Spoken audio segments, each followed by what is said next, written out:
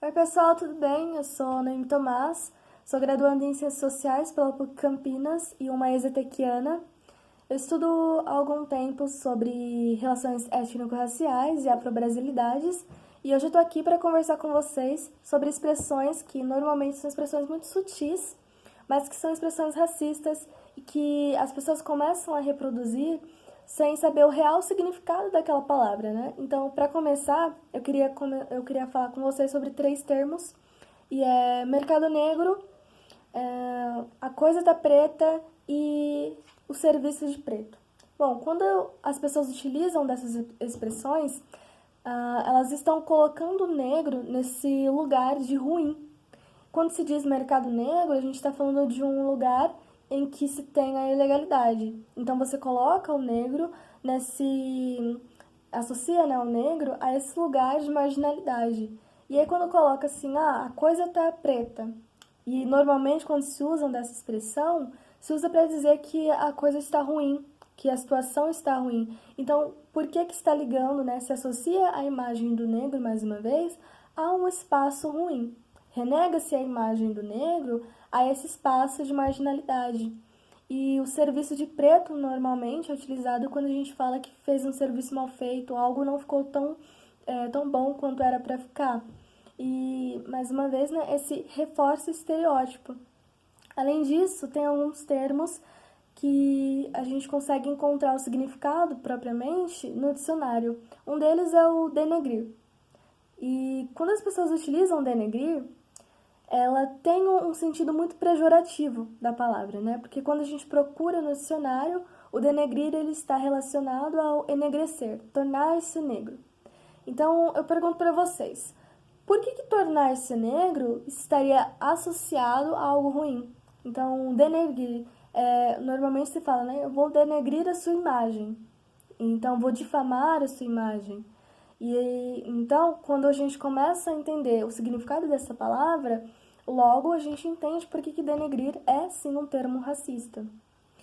E além disso, existe um outro termo que eu tinha o costume de falar, né? Tinha esse hábito de falar justamente por não me questionar sobre a origem dessa palavra e ao mesmo tempo de ser uma reprodução meio que no automático, né? O criado mudo. E aí eu pergunto, mas por que o criado mudo é um termo racista? E que muitas empresas utilizam-se desse termo para se referir aos móveis e para vender, enfim.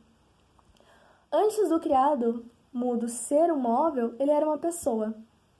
E o criado mudo ele remonta a ideia, né, do período escravocrata, porque nesse período as pessoas, né, que eram escravizadas, esses corpos pretos que eram escravizados, eles eram sujeitos a ficar em pé e segurando à noite, né, segurando um copo d'água ou uma bolacha, algo assim, para os seus senhores.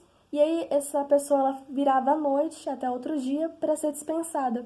E durante esse tempo ela tinha que ficar quieta, né? Tinha que ficar em silêncio. Então era um criado que estava ali pura e simplesmente numa função de objeto. Então, esse sentido de desumanização, ele é muito presente nesse sistema escravocrata, porque você retira a humanidade dessa pessoa, e aí em vários níveis, e coloca ela num lugar de objeto, né, num lugar inanimado. Além disso, uma das coisas que eu já escutei por ser uma mulher e por ser uma mulher preta, porque enquanto mulher eu sou atravessada pelo machismo, né?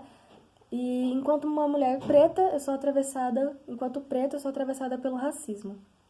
Isso significa que eu escutei muito um termo chamado mulata. E aí, por que o mulata é um termo pejorativo? Bom, de primeiro momento, o que é o mulata? Mulata é uma palavra que vem de mula.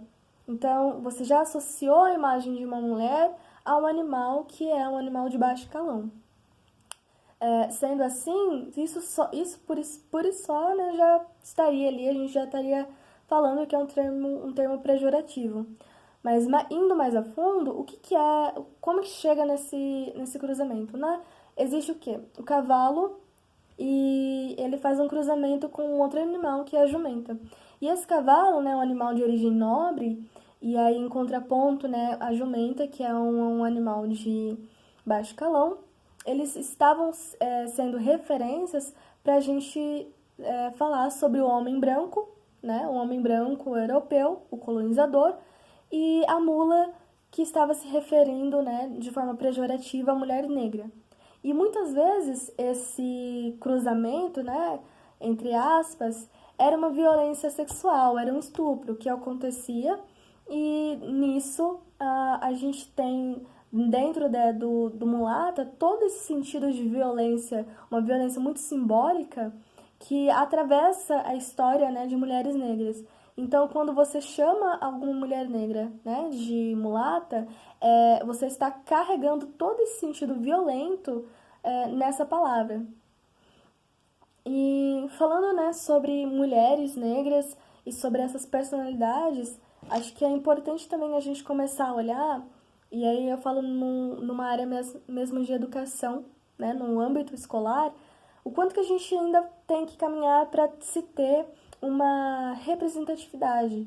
Não só os professores, né, a gente enxergar os professores, mas no próprio material didático. Porque quando se conta a história, né, de África, se renega a África um contexto de... Não se conta a história de um continente, né? A gente coloca a África reduzida a um estereótipo de miséria. E quando se fala, né, do contexto, né, no contexto brasileiro e a história da escravidão, coloca-se a escravidão como um começo da história do povo preto. E o que acontece? A escravidão não foi o começo, né, da história do nosso povo. A escravidão interrompeu a nossa história. Porque antes, né, de serem pessoas escravizadas, e aqui eu coloco escravizadas porque elas não eram, né, escravos. Elas eram, antes disso, matemáticos, filósofos, eram poetas, eram reis, rainhas, princesas. Então, você tinha uma gama de atividades para essas pessoas que foram sequestradas em África e trazidas para o Brasil.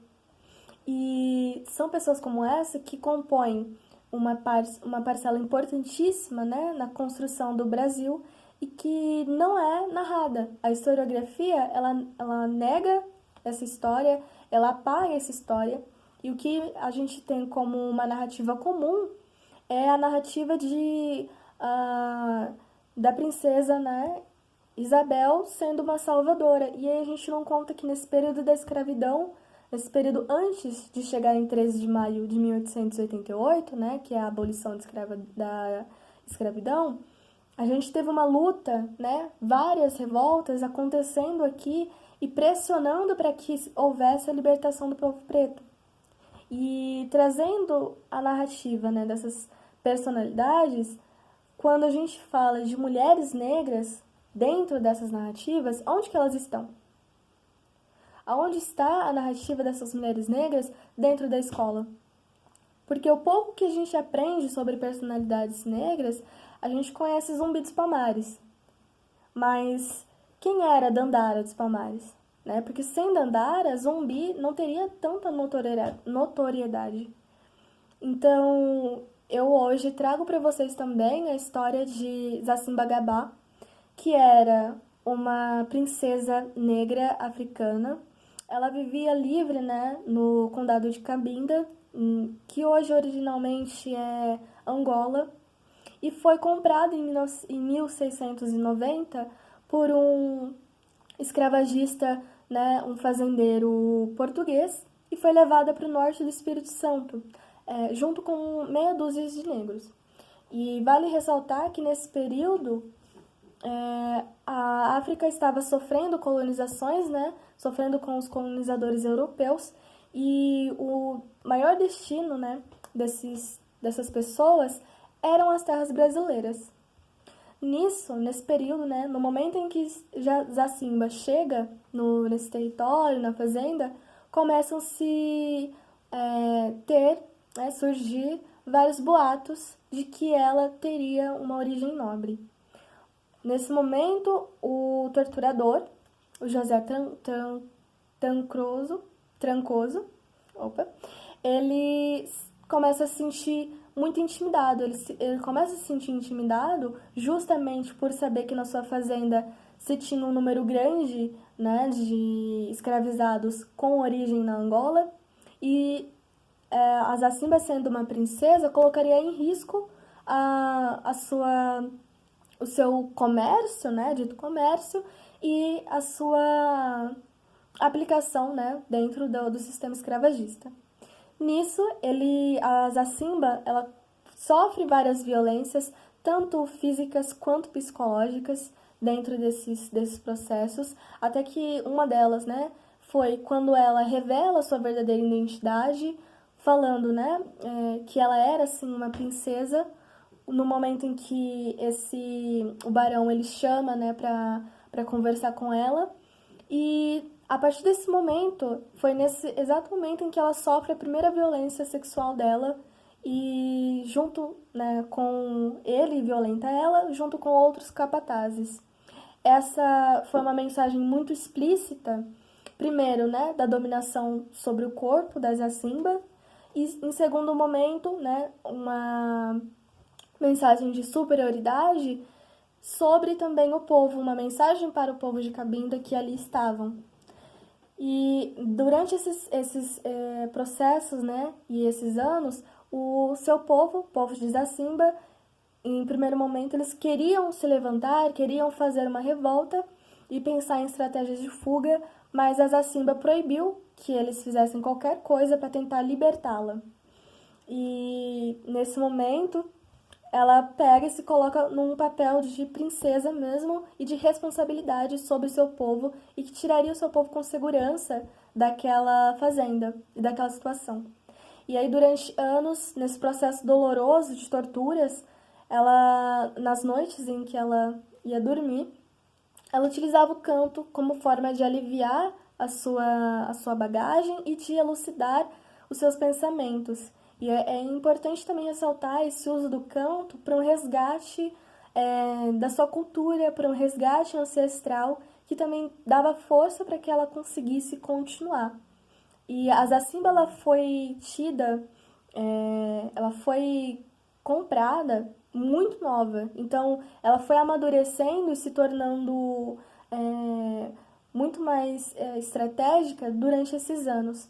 E no meio desse processo, uma das estratégias que eles utilizaram foi o veneno a partir da cobra que era conhecida popularmente como preguiçosa, que é a jararaca. Eles cortavam a cabeça da cobra, moía e torrava. Isso se formava um pó e que era invisível, assim, a olho nu ele se misturava, né, à comida. Nesse momento, o que aconteceu? O seu povo começou a ajudá-la a colocar o plano dela em prática. E aí, nesse período, os escravizados, os negros, não tinham confiança total, né, de seus senhores, ainda mais no momento em que o barão descobre que existe uma origem nobre e que a Zacimba está ali. Então, o medo ronda muito a casa grande, né? O medo de uma revolta, ele é constante naquela casa. Então, o preparo da comida, ele é muito supervisionado. E antes das pessoas que estão na casa grande e o próprio barão se alimentar, as pessoas, os negros, eles tinham que experimentar essa comida. Mas o barão não contava com a astúcia dos negros em que eles se revezavam nessa experimentação de comida, e o veneno ele não era danoso a curto prazo. Na verdade, ele funcionava e ele matava, né, a longo prazo. E em um determinado dia, eis que as pessoas escutam gritos e mais gritos na casa grande, e ninguém estava sabendo, entendendo ao certo o que estava acontecendo. Porém, Zacimba, junto com os seus, sabia exatamente o que estava acontecendo, e foi dali que eles se revoltaram e pegaram em suas armas, né? E Zacimba liderou a libertação de seu povo. Enquanto o barão estava morrendo aos poucos e, de certa forma, sendo torturado, porque esse veneno, ele iria, de certa forma, corroendo as veias, então ia estourando as suas veias, então ele ia morrendo de dentro para fora, E o médico que foi chamado no momento não podia já fazer mais nada. E, enfim, as Assimbas saem atrás dos capatazes que torturaram e que eram responsáveis pelas mazelas do seu povo, decapita todos eles e poupa somente a família. Nesse momento, ela sai da fazenda, liderando não somente o povo de Cabinda, mas todos os escravizados, e ela passou o resto das suas vidas em prol, né, da libertação do povo preto. O seu legado é um legado de coletividade, um legado de estrategista e de uma mulher muito guerreira. Então a princesa Zacimba, ela tem uma história. E essa história essa, né, que é silenciada. Os livros não contam. Então, é histórias de mulheres como essa que eu pergunto novamente, onde é que está, né, a narrativa do povo preto?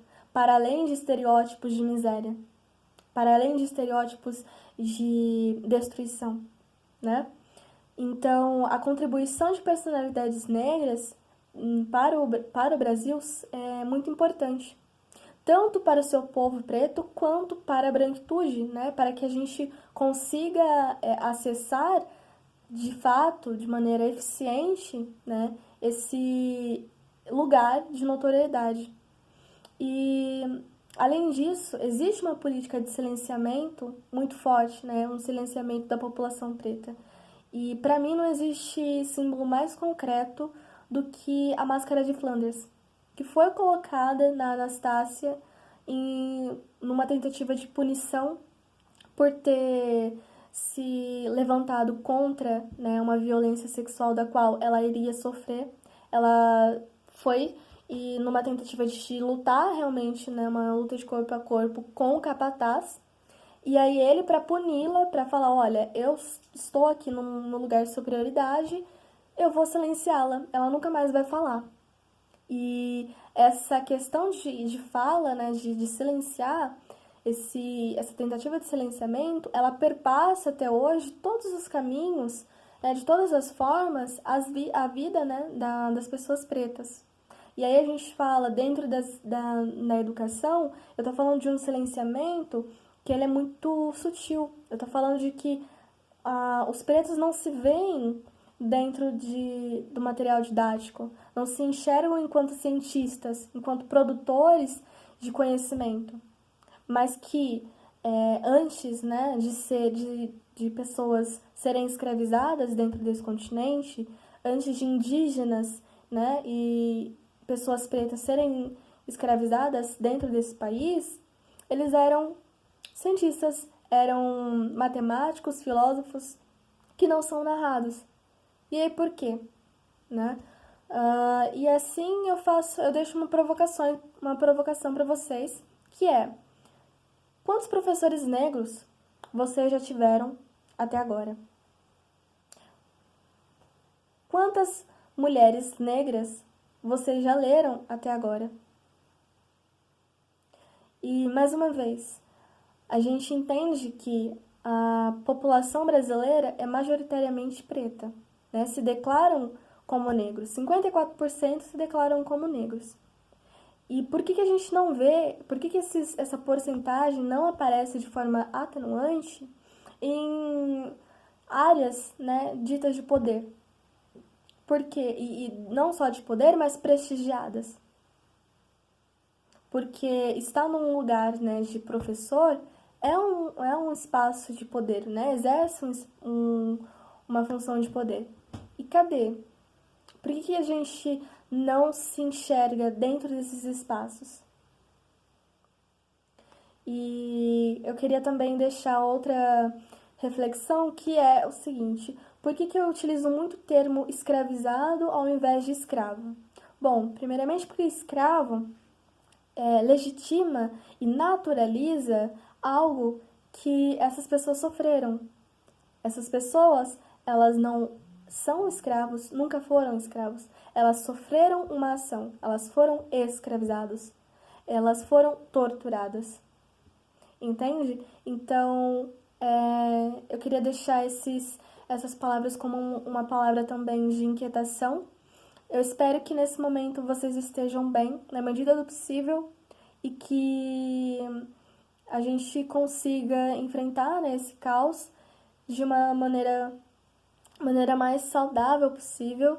E enfim, é isso. Beijão e até breve.